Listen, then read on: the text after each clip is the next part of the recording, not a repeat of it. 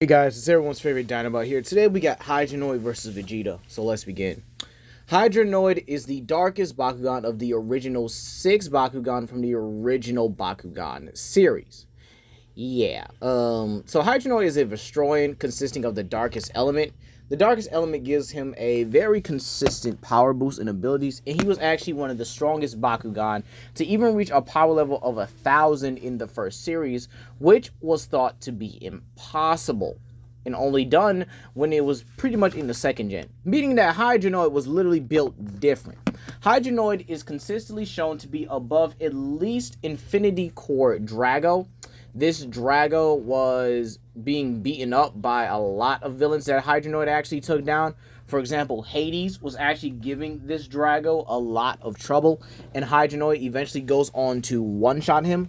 So for this one, we're going to be using a self-controlled Hydranoid, meaning Hydranoid is able to use all of his abilities like in the final battle against Naga, where he was able to use his abilities by himself, and when he was able to use his abilities against Megtavius Destroyer. Considering the fact that Alice was a very big hindrance upon him, so yeah, if it was Masquerade, it'd be a whole different story. So yeah, in all honesty, you guys understand that. Hydranoid is easily a universal threat, being able to go toe-to-toe and take attacks from both Wyvern, who possessed the Infinity Core, which is literally a power capable of affecting the entire Bakugan universe.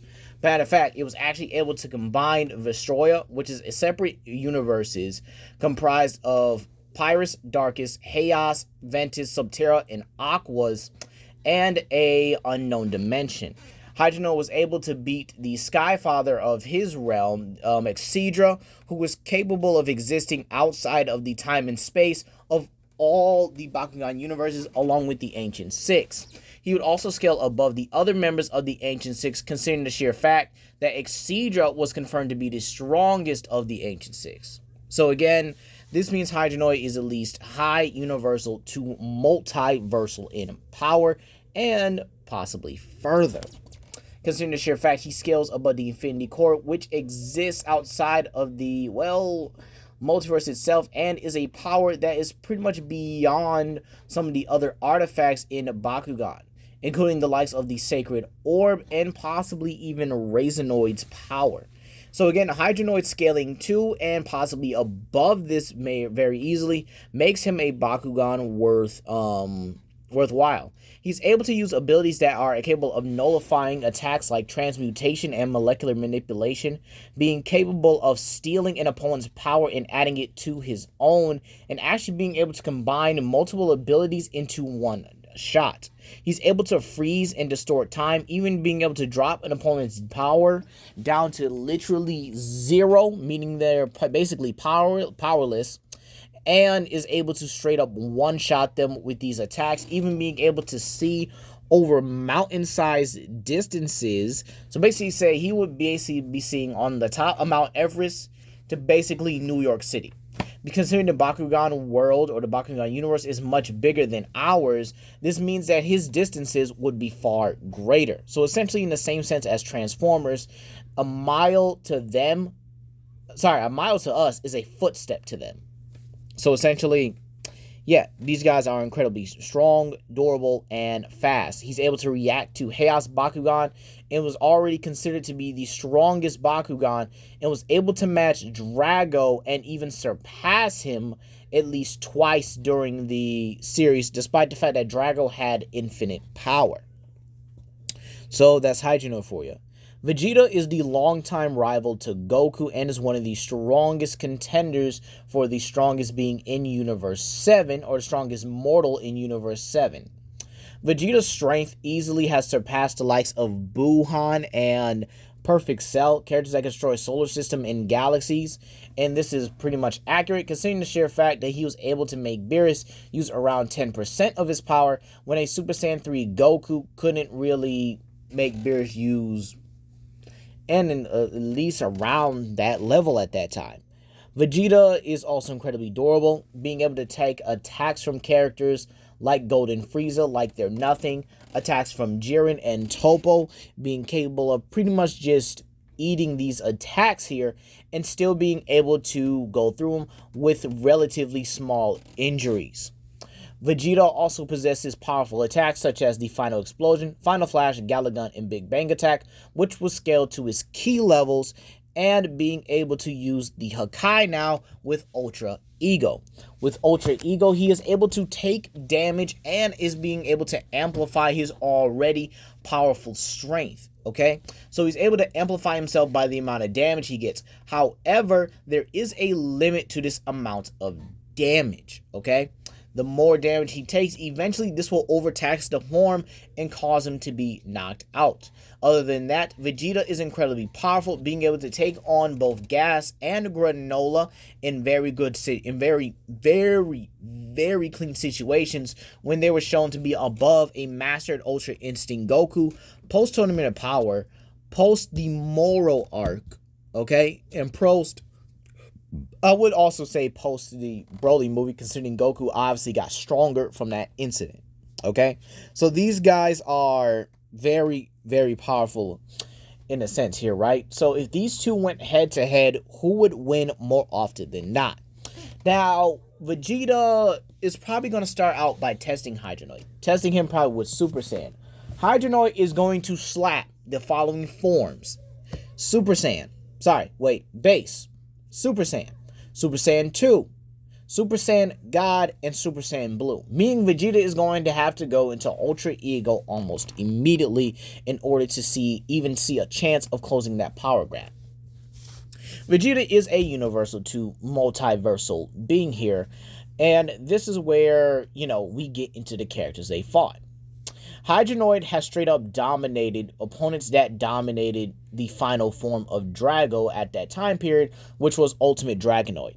He basically bodied Centaurier and Drumin, who were capable of defeating Drago and were stronger than the rest of the Bakugan there.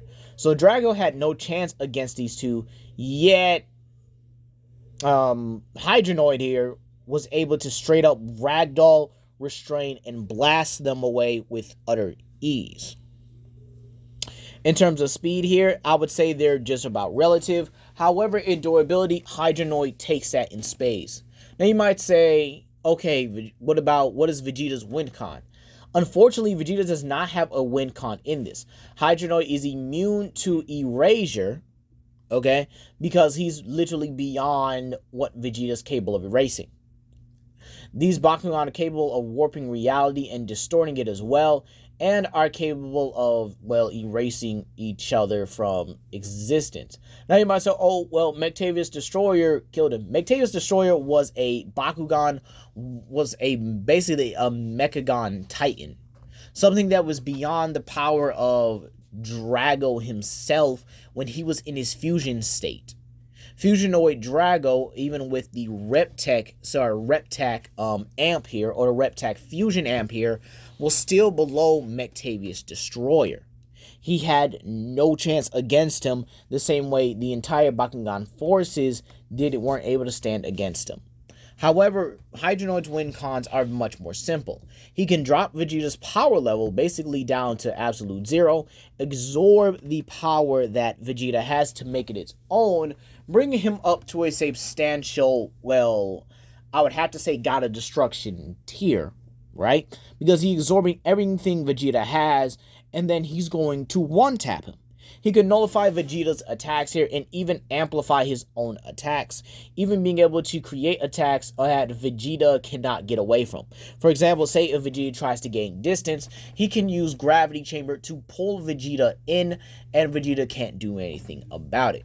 Even, using Ki Blast here, he would be able to, it wouldn't do much here, as Hydranoid's durability would be beyond those Ki Blasts. Okay? He'd be able to simply eat all of Vegeta's energy attacks and then proceed to, absorb it to his power, blitz, and then one-shot Vegeta. Or he could use Destroy Vanish and clamp his jaws around Vegeta, instantly killing him, as that would pretty much drop his power to zero. And, we all know what happens when everyone loses their power in Dragon Ball. They're basically made a non-factor in the fight, right? They don't really have anything going for them other than, what they have, a sensu bean. even if we gave Vegeta a sensu bean in this fight, it would simply just replenish his energy, and it would make Hydranoid a lot stronger. Hydranoid can take the same amount of power from an Infinity Core Drago. There is no instance and no ramification where Vegeta simply comes out on top. Okay? Vegeta does have combat speed as an advantage over him. He does. Vegeta can actually get out attacks a lot faster than what Hydranoid can. But Hydranoid is still fast enough to tag Vegeta one time and, well, zap him of his power.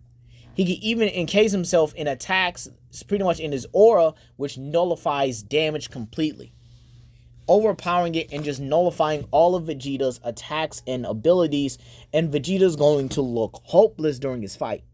This is basically a fight that Vegeta cannot win.